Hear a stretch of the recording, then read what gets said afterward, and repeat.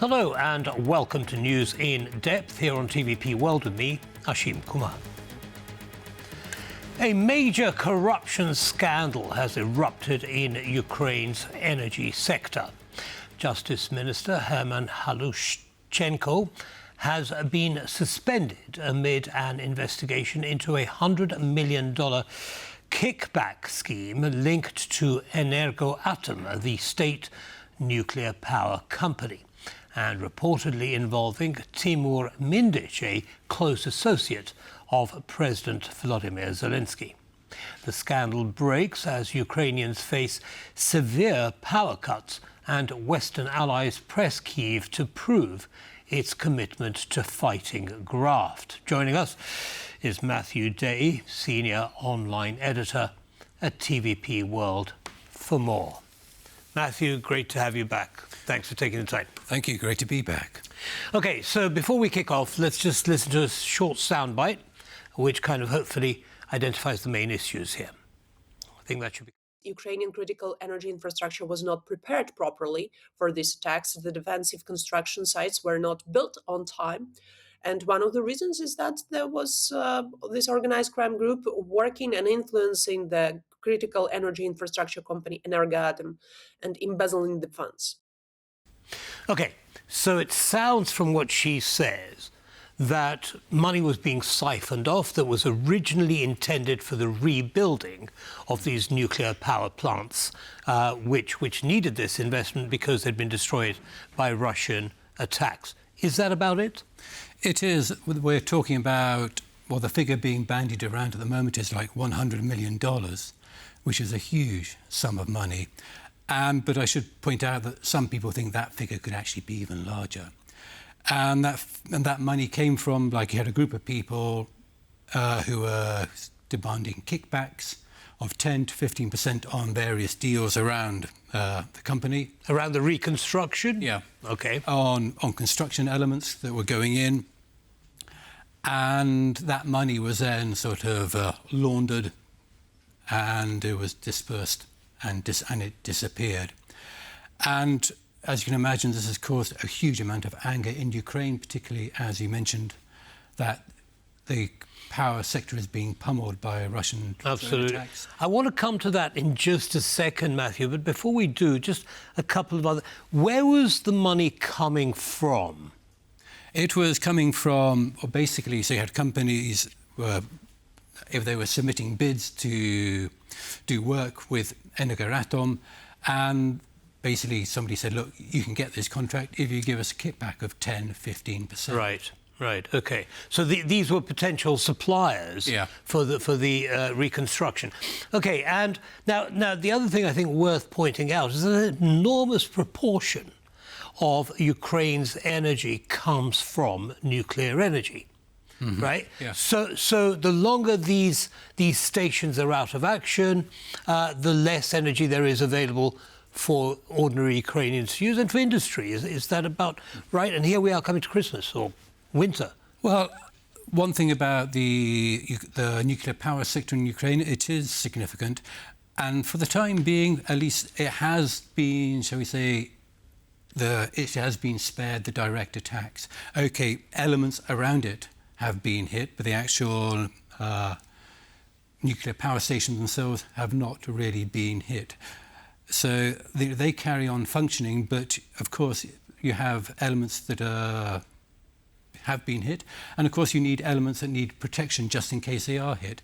And I think one of the reasons that has caused a lot of anger is that we have recordings. Ukraine's anti-corruption office have released recordings, and you hear people talking about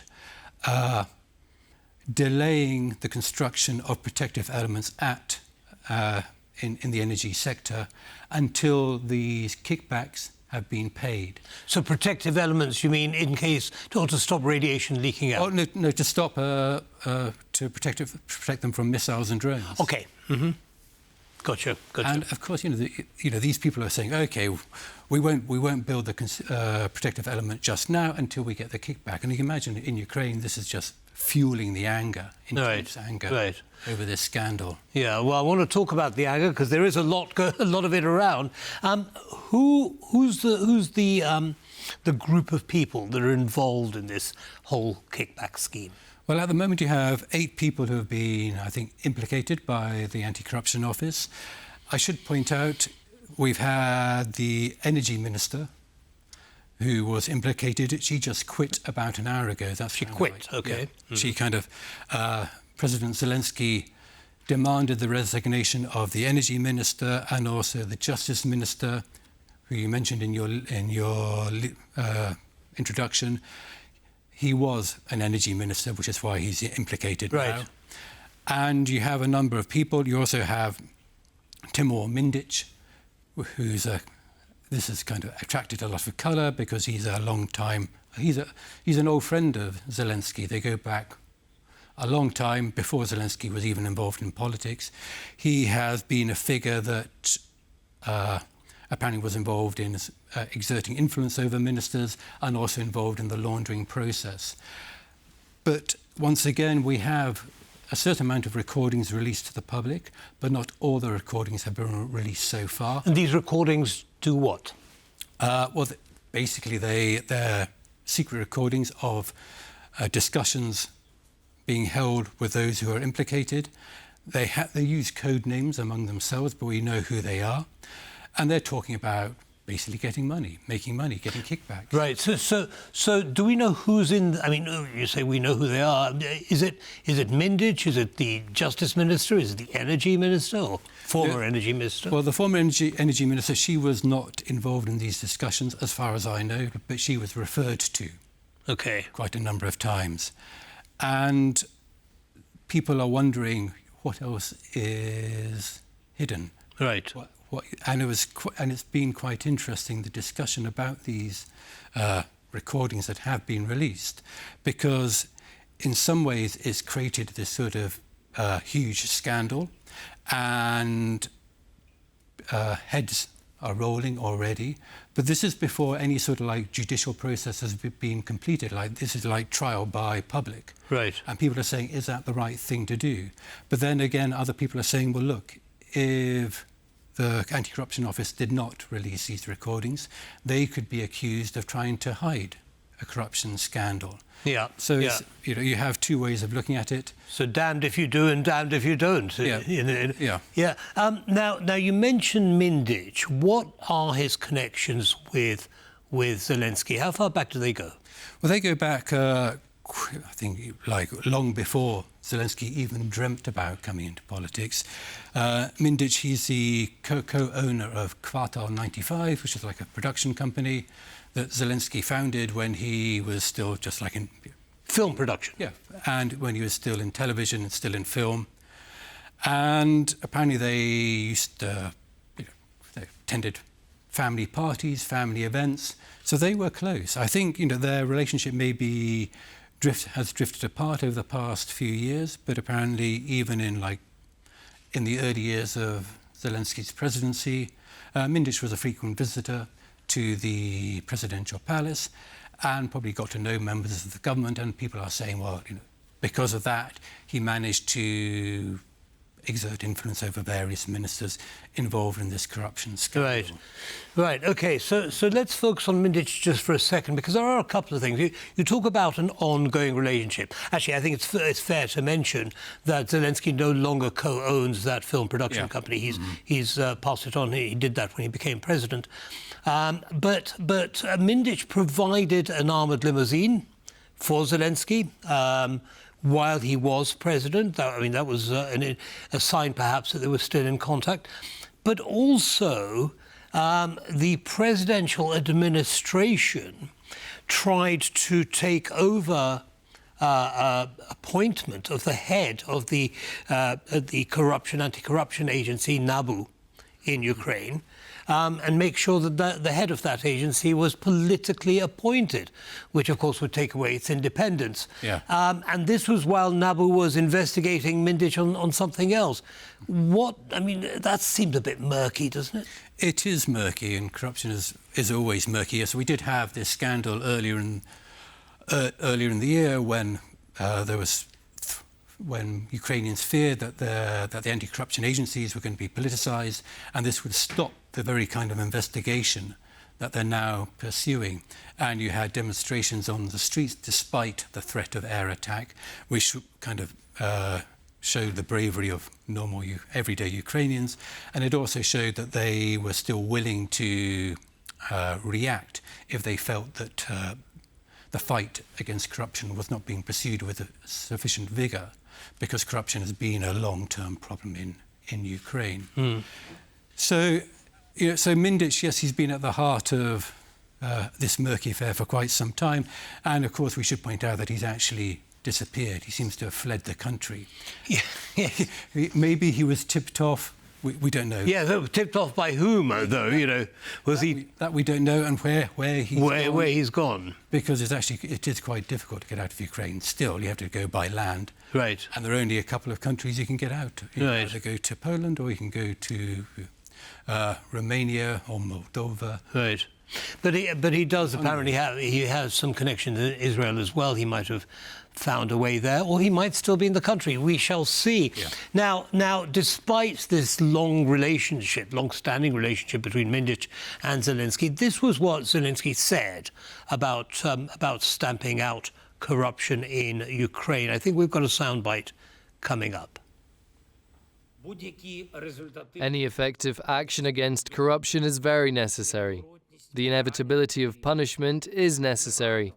Energoatom provides Ukraine with the largest share of energy generation now. Transparency in the company is a priority. In the energy sector and every other industry, the people who devised these corruption schemes must be tried through a clear administrative process. Sentences must be handed down, and government officials must work with the Anti-Corruption Bureau and other law enforcement agencies to achieve this goal. I thank everyone who has helped. Thank you to everyone who is with Ukraine. Now that sounds like a pretty clear message. What do you read into it? Well, I think he's trying to tell the Ukrainian public that we are serious about fighting corruption. As I mentioned earlier, corruption has been a bane on Ukraine ever since independence. Like, I first went to Ukraine in 2013, I think, just before the Maidan revolution, and people were talking about corruption then. And every visit since then, corruption has always been an issue. And people realise that corruption holds the countries back, and it blackens the country's reputation. So I think Zelensky is is acutely aware that he has to fight corruption, has to be seen to fight corruption and produce results as well. I talked to a friend of mine in Kyiv just before we coming on air here, and I asked her about what the feeling on the ground was in Ukraine about this corruption scandal, and she said Ukrainians were something angry. I can't use the word she used on extremely air. Yeah, it begins with the letter F, put it like that. And she also said that we want Zelensky to take action. He's been quiet on this for too long. We want him to take action. Now he seems to have taken action because he demanded the resignation of the ministers, and Svetlana Hrinchuk, the energy minister, has quit. So that is action that is being taken. That is good. But of course, in a way, we still don't know what's going to happen, what's going to emerge out of this corruption scandal. People think all we've seen so far is just the tip of the iceberg. Right. Well, I think that wouldn't surprise many people if more things were to come to light. Now, you talk about the expectations of the average person on the street, and we have some of those, or one of those expectations, in a soundbite which should be coming up any second now. What did I feel? Probably something like indignation. There's a war happening, and we have internal enemies who are stealing funds that are really allocated for something else. They are stealing them. These are internal enemies. That is why I am indignant. I even feel sorry for our president that in such a difficult time, he does not have an environment that would fully support him so that he could rely on them. And so, it turns out that these rats gathered around him quietly. They are embezzling money while he travels all over the world asking for help. Now, Matt, I listened to that, and I listened to a few others as well. And what they all had in common was that none of them were blaming Zelensky. They actually, as you heard the lady say, they were actually feeling sorry for him, and they actually felt he was doing something about it. So do you think he's distanced himself from this corruption, despite his relationship with Mindich? I think it'll be impossible for him to escape some fallout from this. He is, after all, the president, and the buck eventually stops with him. And this Mindich tie does pull him into the scandal to an extent. That's a fact, and he's going to have to live with it. Without a shadow of a doubt, is going to damage him politically. He can take steps to alleviate the damage, like asking ministers to resign, by promising to crack down on corruption, but still the damage is already done. And this will put pressure on him eventually when it comes to elections. Of course, we're not going to see elections quite soon in Ukraine, but it could pressurize him into thinking, well, maybe he should not run again, and that will just leave Ukraine to choose somebody new whose slate is clean. And with perhaps cleaner credentials, although no one's, disputing Zelensky's credentials at the moment. In the last couple of minutes that we have left, Matt, a couple of things. The first is, what impact do you think this is going to have on supply of materiel to fight the war in Ukraine? Our country is, going to say, well, we don't know what's going to happen to the stuff we send there, Here we are giving millions and millions of dollars worth of equipment, weaponry and so on. How much of it is being sold off and pocketed somewhere? I mean, what do you think that fallout is going to look like? Well, it's a PR disaster for Ukraine, isn't it? The fact you have this huge corruption scandal at a core state asset, and it's involving millions and millions of, or hundreds of millions of dollars, it looks like. So, and it couldn't have come at a worse time. Russia is slowly advancing on the battlefield. You have winter coming. You have lots of Ukrainians losing their power quite regularly. It's just a really bad time. But it can be, Ukraine can point out, saying, look, we admit there is corruption and we're fighting corruption. The fact that this scandal has come to light demonstrates that our anti-corruption agencies are working and are not afraid to take down the big people if need be, and that's a good thing. So the Ukrainian government can go to its international partners and point this out. They're not trying to hide it now. It's out in the open, and therefore we're taking steps. And they can also say look, this is wrong. We're taking steps, and we're going to improve to make sure that everything is above board, and that all the money that you send, because Ukraine is facing another problem it has. It's got a huge hole in its budget for next year, which needs to be filled by Western money. So if Western money does come in, Ukraine can say, look, we're fighting corruption and we're going to take additional measures to make sure that this money is protected. Doesn't happen again. I mean, that argument may well work, but there are, it does give, this situation does give fuel to countries like Hungary and some voices in the United States who are kind of anti-support for Ukraine. Lots for Zelensky and Ukraine to play for at the moment. Matthew Day, unfortunately, we're going to have to end it there. So much more to talk about. Thank you, as always. It's been great talking to you. Great talking to you too. Take care. And that brings us to the end of this episode of News in Depth. Don't go away, though. Lots more coming up. Goodbye.